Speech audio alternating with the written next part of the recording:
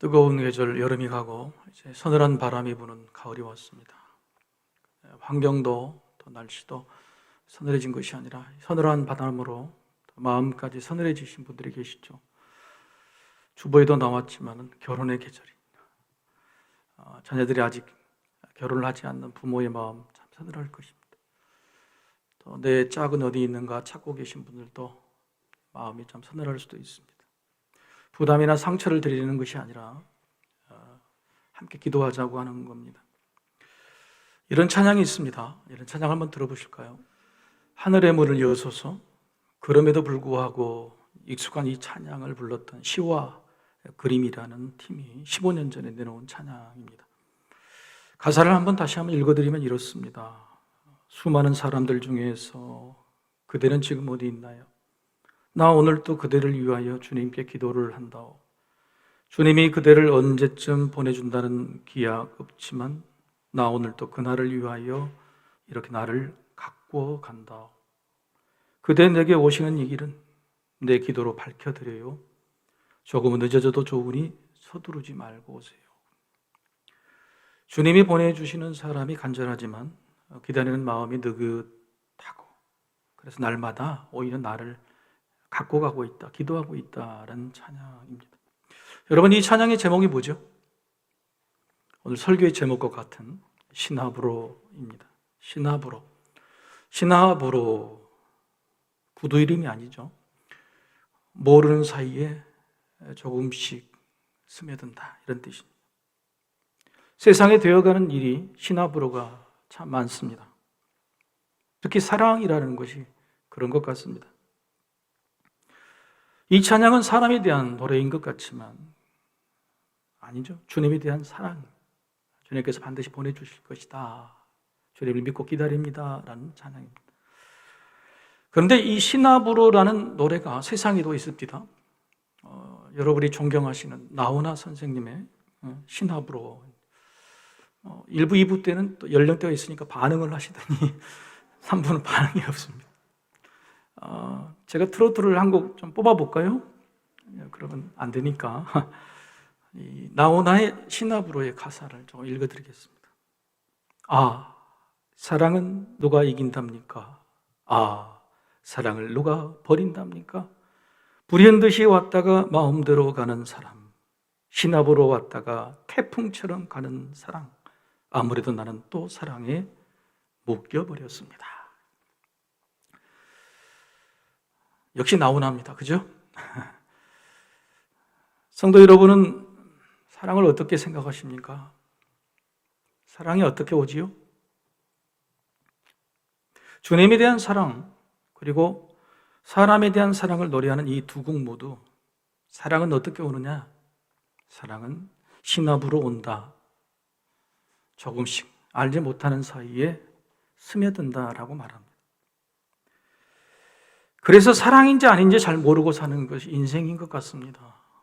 찾아오기를 마냥 기다려야 하고, 오는 것 같은데 보이지도 않고, 모르게 왔다가 그냥 가버렸는지도 모르겠습니다.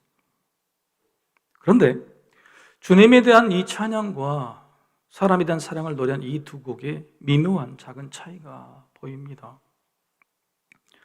주님에 대한 사랑은 조급하지 않는다. 그래서 나를 가꾸며 기다리게 만든다.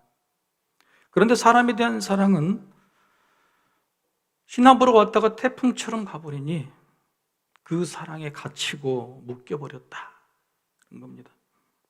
사랑에는 두 얼굴이 있죠. 어떤 사랑은 기쁨으로 기다리게 만들고 자유하게 만드는데, 또 어떤 사랑은 아픔으로 묶어버리죠. 우리도 사랑하며 삽니다. 그런데 그 사랑이 기쁨으로 기다리게 만듭니까? 아니면 아픔으로 묶어버립니까?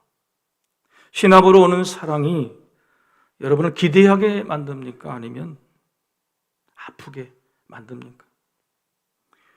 오늘 본문의 다윗의 이야기, 다윗의 두 가지 사랑에 대한 말씀입니다. 다윗도 하나님에 대한 사랑을 하고 인생을 살아가야 하니 세상 사람들에 대한 사랑도 해야 되죠. 지난주일 말씀을 기억하시죠? 다윗은 하나님의 사랑을 기다리고 기다렸다, 믿었다. 그래서 조급하지 않았다. 지난주에 나누신 말씀입니다. 그런데 오늘 본문 1절이 그 내용을 잘 정리해 주고 있습니다. 1절의 말씀이죠. 사울의 집과 다윗의 집 사이에 전쟁이 오래매 다윗은 점점 강하여 가고 사울의 집은 점점 약하여 가니라. 점점 15년이라는 긴 도망과 아픔 끝에 유다의 왕이 되었지만 즉시 고난이 끝나고 즉시 인생의 꽃이 핀 게 아니었습니다. 점점이었어요. 점점이라는 시간이 짧지도 않았습니다. 10년에서 15년 고생했던 이 기나긴 시간의 절반, 딱 7년 반을 더 기다렸어요. 그게 점점이었어요. 고생 끝이라고 생각되는 순간, 그 고생에 다시 절반을 더 겪고 기다려야 했다. 다윗은 뭘 믿고 기다렸던 것일까? 하나님의 사랑을. 신압으로 오지만, 스며들어 천천히 나도 모르게 오지만 반드시 주신다, 온다는 것을 믿었습니다. 요즘 심심치 않게 들려오는 사람들의 탄식이 있습니다. 코로나가 2년을 지나고 3년이 되니 여전히 끝날 기미가 보이지 않으니 참을 만큼 참았다. 기다릴 만큼 기다렸다. 삶의 고통이 끝나기를, 내 아픔이 끝나기를, 회복되기를 기다릴 만큼 기다렸다는 그런 말씀을 많이 듣게 됩니다. 충분히 이해가 가고 공감이 갑니다. 얼마나 힘드셨겠습니까? 저도 제 인생이 기다릴 만큼 기다렸던 그런 인생을 살았죠. 하지만 더 안타까운 것은 기다릴 만큼 기다렸던 이 순간부터 다시 기다려왔던 그 시간의 절반을 더 기다려야 된다면 3년의 코로나 시간 아직 끝나지 않고 그 절반 1년 반을 더 기다려야 된다면 그때가 바로 지금이라면 사랑하는 성도 여러분, 여러분은 다시 기다릴 수 있으시겠습니까? 이렇게 하나님의 사랑은 점점이고 신압으로입니다. 하나님의 사랑만이 아니라 세상의 사랑도 그런 것 같습니다. 부모가 되어보고 30년 가까이게 되어보니 부모의 사랑이란 게 이렇구나, 이걸 깨닫는 시간이 좋게 수십 년은 걸렸던 것 같습니다. 자녀들을 이해하는 것도 좋게 십수년은 필요한 것 같습니다. 부부간의 사랑, 살을 맞대고 평생을 같이 하는 부부간의 사랑도 한 40년쯤 사귀고 같이 살아보니 이제 신압으로 조금씩 스며드는 것 같습니다. 여러분 어떻습니까? 눈에 보이고 함께 사는 사람의 사랑도 이러할진데 하물며 눈에 보이지 않고 함께 계심을 잘 느낄 수 없는 하늘에 계신 하나님의 사랑, 과연 그 주님의 사랑, 하나님의 사랑을 알게 되는 날이 언제일까? 얼마만큼 기다려야 될까? 다윗은 길더라도 반드시 온다. 내가 느끼지 못하는 신압으로의 시간일지라도 반드시 주신다는 믿음이 있었습니다. 그래서 인생의 두 가지 사랑, 하나님의 사랑과 사람에 대한 사랑, 이 두 개 중에 하나님의 사랑만큼은 더 기다릴 수 있었던 것이죠. 여러분, 우리도 하나님의 사랑을 기다리고 있습니다. 그 증거가 뭐냐면 기도입니다. 기도는 뭐냐면 하나님 기다리겠습니다, 이런 말이죠. 하나님 응답을 기다립니다. 하나님의 사랑을 기다립니다. 기도입니다. 여러분이 하나님께 드리고 있는 간절한 기도 제목이 뭡니까? 기다리고 기다리다가 참을 만큼 참았습니다. 그러나 거기서 다시 절반을 기다려야 될 수도 있습니다. 포기하지 마십시오. 자세히 보고 오래 기다리시고 버티십시오. 신압으로 다가와 스며들고 있는 하나님의 응답, 하나님의 사랑은요, 제 인생을 경험해 보니까 오랜 시간이 지난 다음에 내 안에 이미 스며들어 왔다는 것을 느낄 수가 있었습니다. 여러분, 나무의 나이가 어떻게 알 수 있죠? 나무의 나이는 나이테를 가지고 알 수 있죠. 그런데 나이테는 그 나무가 죽은 다음에, 잘려진 다음에 잘라봐야 그 안에 몇 살, 얼마가 먹었는지 알 수 있는 것처럼 우리 인생의 시간 속에 하나님의 사랑은 오래된 나무처럼 우리 안에 넓고 높고 튼튼하게 만들어져가고 있을 것입니다. 하나님의 사랑의 나이트. 다윗의 사랑은 두 가지, 하나님의 사랑, 사람의 사랑이라고 말씀드렸습니다. 하나님의 사랑은 이렇게 믿고 기다렸는데 사람의 사랑은 썩 좋다고 말할 수 없는 것 같습니다. 다윗의 사랑은 어쩌실까? 오늘 본문 2절에서 5절을 보면 다윗이 7년 반 더 기다리는 시간 동안에 유독 열심을 낸 일이 기록되어 있습니다. 1절에서 다윗의 집이 점점 강해져 갔다는 증거를 드리는 의도였을까요? 바로 아들과 아내들에 대한 기록입니다. 7년 만의 시간 동안 헤브론에 사는 동안 다윗은요, 이미 2명의 아내가 있음에도 불구하고 4명의 아내와 또 그 도합 6명의 아내 속에서 6명의 아들을 얻게 됩니다. 그런데 사무엘서의 기록자는 오늘 2절에서 6절까지 다윗의 집이 점점 강하여져 가다는 증거를 아들의 방점을 두고 있습니까? 아니면 아내의 방점을 두고 있습니까? 아들들이죠. 아들들이 먼저입니다. 아들이 많이 생겼다는 것은 그 집이 든든하게 서가는 것이죠. 하지만 아들보다 아내의 방점, 강조점을 두면 이야기가 달라집니다. 피난 시절 아내 둘 외에 헤브론에 도착해 유다 지파의 왕이 되죠. 그리고 4명의 아내를 얻는데 그 첫 번째 아내가 누구냐면 그술 왕의 딸입니다. 그술이라는 지역은 헤브론 저 남쪽보다도 훨씬 먼 요단강 동북쪽에 있는 그술이라는 조그만 부족이죠. 근데 이 그술이라는 사람은 이방 민족이 아닙니다.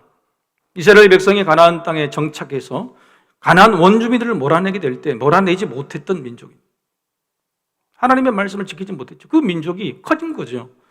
대단한 세력을 가지고 있었습니다. 그래서 다윗 왕이 제일 먼저 아내를 삼은 것이 바로 그 그술 왕, 사울의 세력들을 옆에서 견제할 수 있는, 오히려 그 북쪽 쪽에 있는 그술 왕의 딸과 정략적으로 결혼을 하게 된 것입니다.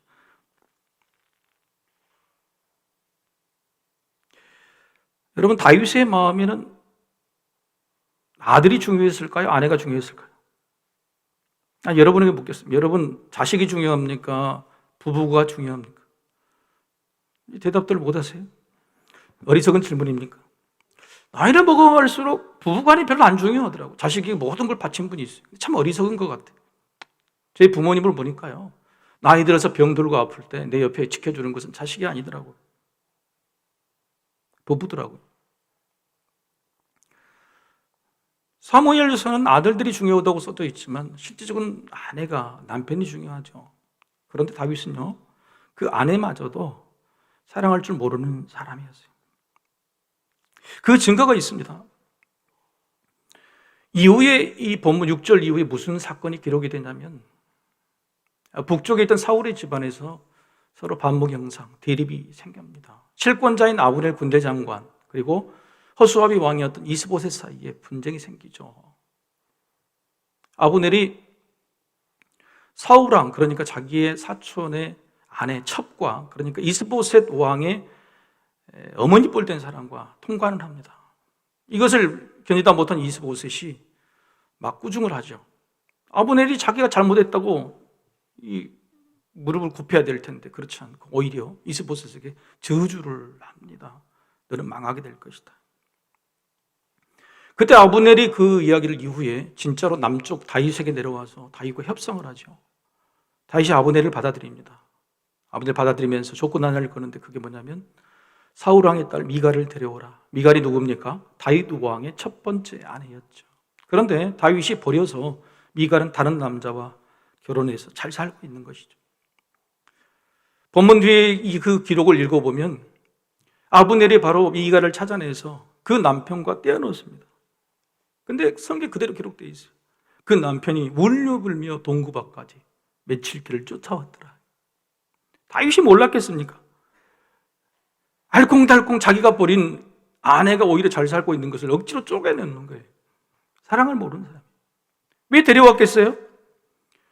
사울왕의 자녀들, 아들들이 다 죽었습니다. 그런데 사울왕의 딸이 있는 거예요. 그 딸의 남편이 자기였습니다. 아들들이 다 죽고, 그렇다면 사위가 그 왕위를 물려받는 것은 당연한 거예요. 그래서 자기가 북쪽 지역에 있는 사울의 집안의 왕위까지 물려받는 것은 정당한 권리다라는 것을 주장하기 위했죠. 다윗은요, 아내 사랑도 자식 사랑도, 심지어는 여러분, 이 다윗이 헤브론에서 첫 번째로 결혼한 아크스 왕의 딸을, 그 딸과의 그 사이에서 난 아들이 누구죠? 압살롬입니다. 압살롬.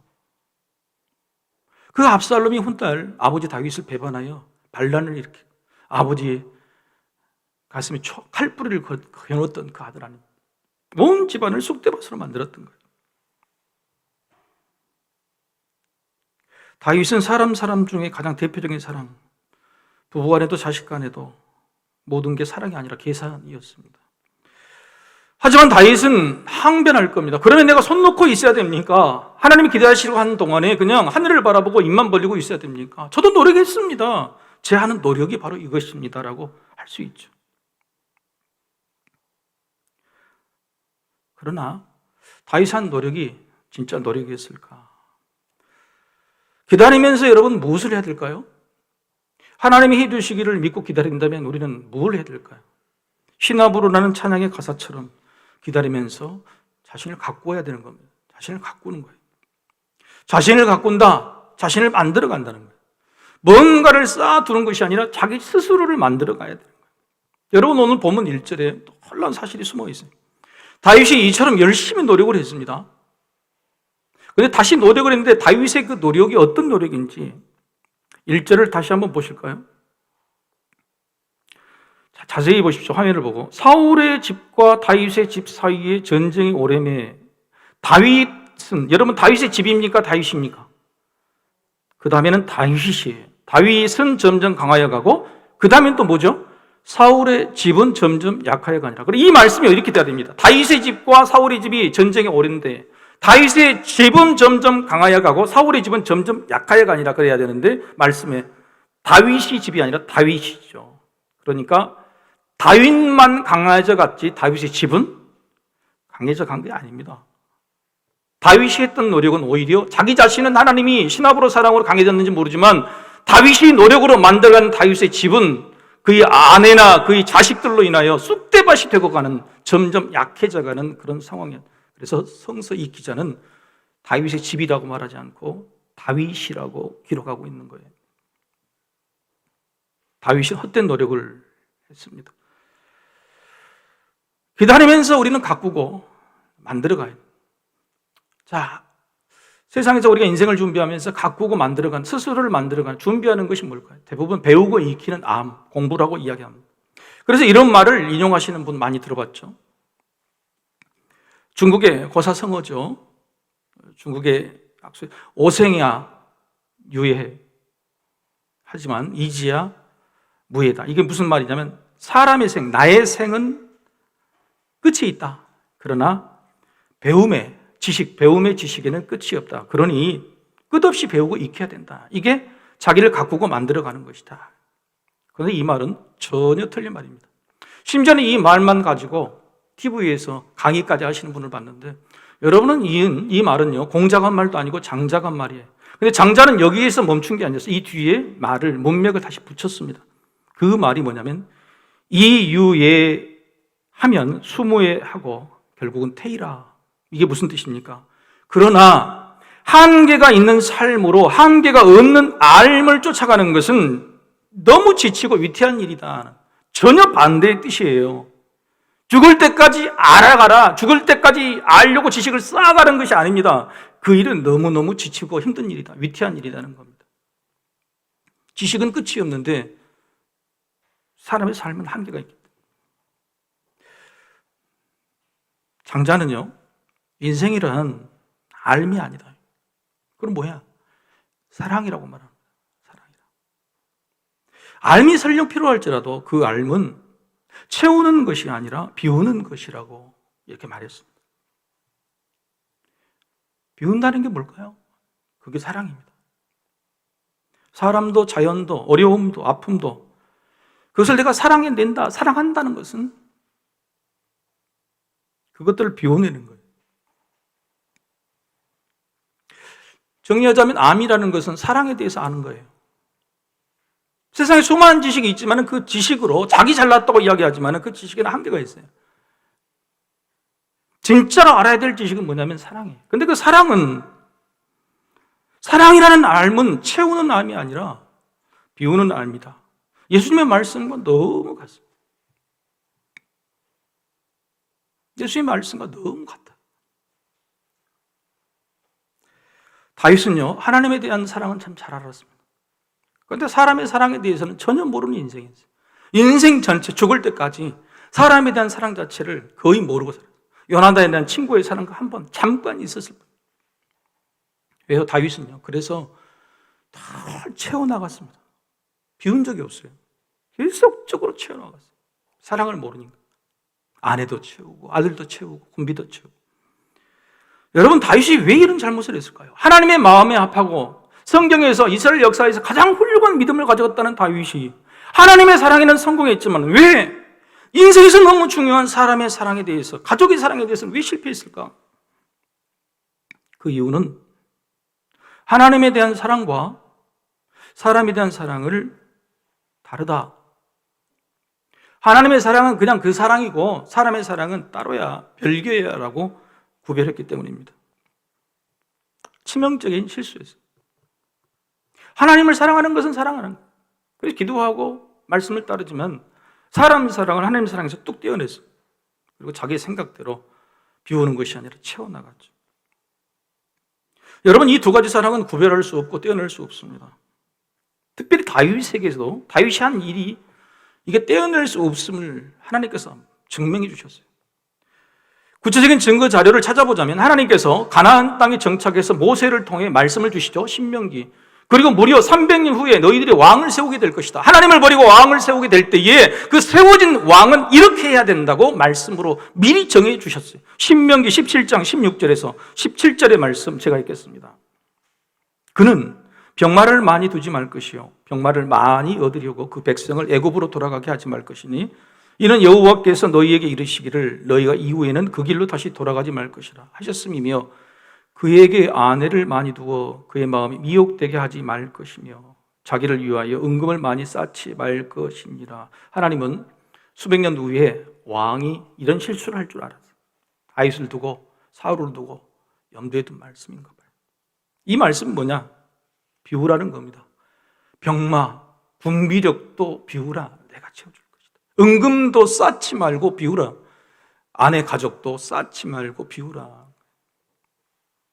그런데 다윗은 이 말씀과 반대로 했습니다. 여러분, 다윗이 이 말씀 몰랐을까요? 잘 알았죠. 시편에 보면 구약 성경을 제일 많이 인용한 사람이 다윗이에요. 하나님의 말씀을 제일 많이 인용한 사람이 다윗이라고. 하나님을 사랑했다는 다윗이 하나님의 말씀을 지키지 않았다. 그러면 하나님을 사랑하지 않는 것 아닙니까? 아니죠. 다윗은 하나님을 사랑했습니다. 그러나 그 말씀을 받고서도 하나님 사랑과 사람 사랑은 별개입니다. 구분해버렸어요. 우리도 이 같을 수 있습니다. 우리 하나님 사랑하죠? 대답들 해보세요. 하나님 사랑하시죠? 사랑하니까 하나님께 지금 예배하고 있는 거 아닙니까? 근데 하나님을 사랑하는 마음이 있어도 사람 사랑에 대해서는 늘 흔들리고 아까 트로트 가사처럼 못 껴요. 가족이든지 아니든지 못 깁니다. 이유가 뭐냐면 하나님 사랑과 사람 사랑은 다르다, 별개다라고 생각하기 때문이에요. 여러분, 이거 단순하게 증명이 됩니다. 세상이요, 교회를 향해서 바라는 게 뭐죠? 세상이 믿는 성도, 하나님을 믿는 성도들이 바라는 게 뭐죠? 너희가 하나님을 사랑하는 것처럼 세상도 좀 사랑해, 사람도 사랑해, 이거잖아요. 너무 단순하잖아요. 세상도 아는 겁니다. 하나님의 사랑과 사람 사랑, 세상 사랑은 별개의 것이 아니라는 거예요. 그런데 우리는 그러고 있다는 거예요. 우리 교회는 그러고 있다는 겁니다. 여러분, 세상 이런 평가, 비난보다도 우리 마음속에 불편함이 먼저죠. 잘합니다. 하나님을 사랑해서 교회를 향해 와, 이 힘들고 어려운 시간에 예배합니다. 그런데 사람을 사랑하는 마음은 달라요.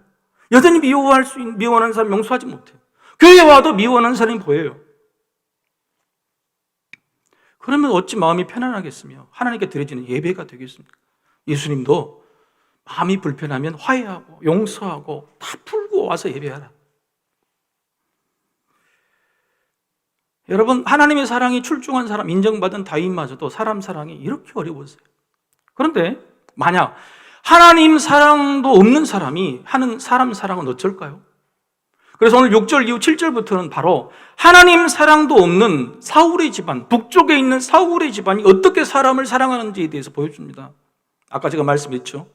아브넬과 이스보셋은 자기들의 필요에 따라 뭉쳤지만은 그 꾸중 한마디, 자기가 잘못했음에도 불구하고 무릎 꿇지 아니하고 오히려 저주를 하고 내가 개새끼냐 이렇게 말합니다.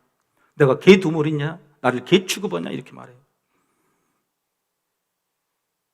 하나님의 사랑이 없는 사람의 사랑이 얼마나 연약한지, 얼마나 기다리지 못하는지, 얼마나 믿어주지 못하는지 여실히 증명해 주는 것이죠. 그래서 우리에게 관건 문제는 뭐냐면 하나님의 사랑과 사람의 사랑은 분리할 수 없다.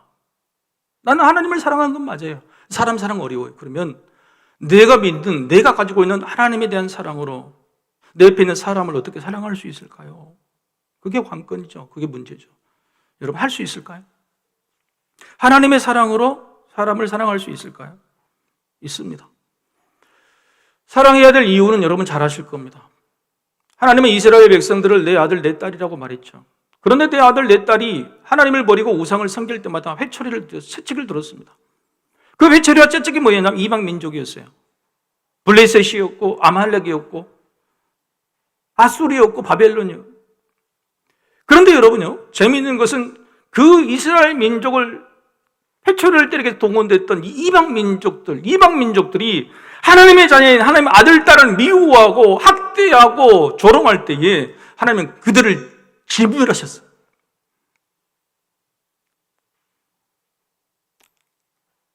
그렇습니다. 아무리 미운 짓을 해도 하나님의 자녀는 미워해서는 안 된다라고 하나님 말씀하세요. 우리가 다른 사람을 사랑해야 될 이유는 하나님이 사랑하시기 때문입니다. 다윗은 그래서 북쪽에 있는 사람들을 미워하지 않았어요. 어지간하면 화해하고 협상하고 다 받아들였어요. 그들이 다윗의 사랑을 인정해 줄 때까지 기다렸습니다. 다음 주에 살펴볼 내용입니다. 그러나 우리는 이렇게 말합니다. 알지요, 압니다. 하나님이 사랑하시니 나도 사랑해야 된다는 거 압니다. 그런데 어떻게 해요? 어떻게 할 수 있습니까? 어렵습니다. 여러분, 그 방법을 오늘 본문이 가르쳐주고 있는 겁니다. 하나님께 배운 사랑으로, 하나님께 받은 사랑으로 사랑해라. 하나님의 사랑이 뭡니까? 점점 사랑, 신학으로 사랑해요. 요즘 사랑이요? 너무 급한 것 같아요. 제가 청년들을 비난하는 건 아닌데 요즘 청년들은 100일 지나면 모든 진도가 다 나가버립니다. 입으로 차마 말을 못 하기는 좀 그렇지만. 예전에 저희들이 사귈 때 100일 되면 한 손 한 번 잡아봤어요. 손도 못 잡았죠. 그죠? 집사님?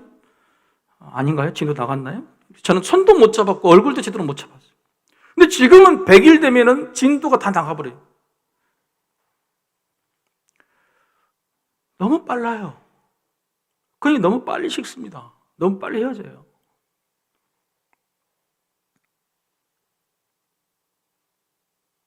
부모를 사랑하는데 수십 년이 걸렸습니다. 그러면 새로 들어온 며느리가, 새로 우리 집으로 들어온 사위가 나를 부모로 인정하고 사랑할 수 있는 기간은 얼마나 걸려야 되는 거예요? 근데 왜 그렇게 서두르십니까? 내가 내 친부모를 사랑하는 것도 수십 년이 걸렸는데, 내가 자식을 낳아보고 20년, 30년을 키워봐서 내 자식에 대한 사랑을 그때서야 알 것 같은데 자식이 부모를 사랑하지 않는다고 왜 우리는 기다려주지 못한 거예요? 하나님은 우리를 신압으로 수십 년을 기다려주셨어요. 수십 년 동안 우리가 모르지만 우리 몰래 점차로 스며드는 하나님의 사랑으로 우리에게 함께 해주셨어요. 하나님의 사랑은 우리에게 그렇게 왔는데 왜 우리는 내 옆에 있는 사람마저 그렇게 사랑하지 않는가요? 하나님께 배운 사랑, 받은 사랑, 신압으로 사랑으로 신압으로 사랑해야 돼. 신압으로 사랑할 수 있어야 돼. 예를 들어서 내 안에 도저히 용서할 마음이 없어요. 저 사람을. 교회 와서 예배를 드리는데 맨날 저 사람이 보여요. 그럼 어떻게 해야 되죠? 만날 때마다 속으로 자신 스스로에게 물어보는 겁니다. 주성아, 하나님이 저 사람도 사랑하신다는데 너는 어떻게 할래? 물어보는 거예요. 내 자신에게. 여러분, 사랑은요, 자기 설득이에요. 자기 설득. 남들이 볼 때는 저 둘이 도저히 어울리지 않지만은 자기가 설득될 때 사랑하게 되는 겁니다. 저 사람을 미워하고 용서할 수 없었을 때 자기를 설득하는 시간을 신압으로 주는 겁니다. 사랑할 수 없지만 속으로, 주성아, 하나님이 저 사람을 사랑하신다는데 너는 어떻게 할래? 그래도 사랑할 수 없으면 그 다음에 또 만날 때도, 주성아, 하나님이 저 사람을 사랑하신다는데 너는 어떻게 할래? 나에게 신압으로 신압으로 시간을 주십시오. 차근차근 하는 겁니다. 차근차근. 저 사람이 나를 사랑해 주는 것도, 내가 저 사람을 사랑하는 것도 신압으로 하는 겁니다. 전라도 말로 좋은 말이 있더라고. 우리 순천 쪽에서는 이게 신압으로라는 말 대신에 뭐라고 그러냐면, 한번 따라해 볼까요? 싸먹 해라. 싸먹. 여러분, 이게 신압으로 사랑해. 여러분, 제가 질문을 하나 드려보겠습니다. 질문. 자, 주님이 우리를 더 기다려 주시는 걸까요? 우리가 주님을 더 기다리는 걸까요? 이건 그냥 나오죠. 주님이 우리를 우리는 주님 잘 못 기다리잖아요. 주님이 더 기다려 주시죠. 다음 질문도 한번 대답해 보십시다. 주님께서 이 땅에 오셔서 성경에 있는 모든 하나님의 뜻은 하나님 사랑과 이웃 사랑, 사람 사랑이라고 말씀해 주셨죠. 그리고 그것을 지키라고 말씀하시고 지금까지 기다려 주셨어요. 아직 안 내려오셨어요, 이 땅에. 자, 그러면 주님께서 이 둘 중에 하나님 사랑과 사람 중에 뭘 더 기다리고 계시는 걸까요? 자, 예수님의 제자들을 택했습니다. 제자들이 하나님을 믿었을까, 안 믿었을까요? 믿었지요. 믿은 자들을 제자로 삼았지요. 하나님은 사랑은 하는 겁니다. 할 줄 압니다. 하게 될 것입니다. 믿습니다. 그러나 3년 동안 제자들이 무슨 사랑을 하기를 기다려 주신 거예요? 마지막 십자가의 달력이 돌아가기 전까지 제자들의 발을 씻어주면서 너희도 서로 씻어주라고, 하나님 앞에 눈물로 기도하면서 저들이 하나 되게 서로 사랑하게 해달라고. 예수님이 하나님 사랑에 대해서 제자들을 기다려주는 게 아니라 제자들이 사람을 사랑할 수 있어야 저들이 세상도 사랑할 수 있기 때문에. 예수님이 기다려주시는 것은 우리 하나님의 사랑이 아닙니다. 우리가 사람을 사랑하는 것, 바로 그때를 신압으로 기다려주시는 거예요. 그때가 되면 주님이 오실지 모르겠어요. 주님이 우리를 부르실지 모르겠어요. 오늘 말씀을 정리해 봅시다. 다시 1절로 돌아갑니다. 다시 1절 제가 읽겠습니다. 사울의 집과 다윗의 집 사이에 전쟁의 오래매 다윗은 점점 강하여 가고 사울의 집은 점점 약하여 가느니라. 전쟁의 오래다. 인생은 전쟁이죠. 인생을 전쟁이라고 표현하는 것은 사람과의 관계 때문에 그래요. 그렇죠? 사람과의 관계 때문에 인생은 전쟁이, 그 전쟁이 오래 걸립니다. 너무 오래 걸려요. 그래서 우리는 사람 사랑으로 전쟁을 치르는 우리에게 하나님의 사랑이 너무너무 필요해요. 하나님의 사랑을 받아야 충전해서 사랑 전쟁을 잘 이겨낼 수 있지 않겠어요? 그런데 그 하나님의 사랑이 너무 필요한데 하나님의 사랑은 즉시가 아니라 점점이랍니다. 신압으로라는. 하나님의 사랑도 사람 사랑도 사랑은 점점 신압으로 해요. 다윗의 집도 점점 강하게 해주신 것이고 사울의 집도 너무 사랑해서 한 번에 망하신 게 아니라 점점 약하게 하신 거예요. 신압으로 오는 하나님의 사랑을 믿고 기다리시기를 소망합니다. 사람 사랑, 이웃 사랑도 신압으로 믿고 기다리십시오. 단 조건이 있습니다. 정말 중요한 조건인데 하나님 사랑과 이웃 사랑을 분리하지 않을 때는 다윗처럼 신압으로 점점 강해지는데 사울의 집처럼 하나님의 사랑과 이웃 사랑을 아예 분리해버리면, 그리고 다윗이 아니라 다윗의 집처럼 하나님 사랑과 사람 사랑을 분리해버리면 점점 약해지는 겁니다. 여러분은 어떻습니까? 하나님의 사랑은 사랑이고 사람 사랑은 하나님. 따지지 마십시오. 힘들어, 어려워요. 그렇게 분리해버리면 우리 믿음도 우리 집도 점점 약해져 갑니다. 우리 때는 아닐지라도 우리 자식 때, 우리 손자 때 점점 약해져 갈 것입니다. 이 땅이, 세상이 그렇게 될 것입니다. 그러나 사람의 사랑도 하나님의 사랑과 분리하지 않으면, 그래서 기어이 버티고 끝까지 신압으로 참아내면 하나님께서 반드시 우리를 점점 강하게 하실 줄로 믿습니다. 신압으로, 사랑으로 살아가면 신압으로 우리의 삶도 행복해집니다. 우리 옆에분들하고 마지막 인사합시다. 우리 싸먹 사랑합시다. 다 같이 일어나서 우리 하나님을 찬양하겠습니다.